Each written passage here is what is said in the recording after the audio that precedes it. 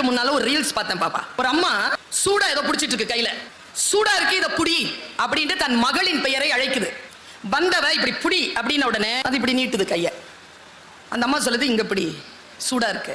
மறுபடியும் இப்படி நீட்டு. மறுபடியும் சொல்லுது மறுபடியும் இப்படி நீட்டுது. உங்களுக்கு தெரியும்ல நம்ம அம்மா எல்லாம் என்ன செய்வாங்க, கடைசியா சத்தம் போட்டு திட்டின உடனே இல்ல அந்த பொண்ணு இப்படி பிடிச்சது.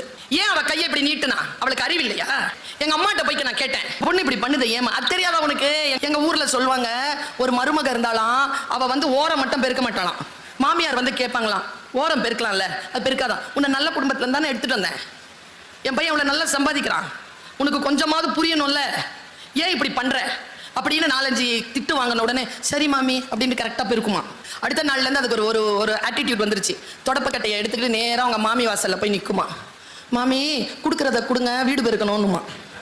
ஏன் தெரியுமா? சில பேருக்கு ஒரு வாட்டி சொன்னா புரியும் சார், சில பேருக்கு 10 வாட்டி சொன்னாலும் புரியாது சார். வேணும்ட்டு திமிரு செய்யாம இருக்கிறாங்க. அப்படி கிடையாது சார், 9 வாட்டி நீங்க சொன்னது புரியல சார்.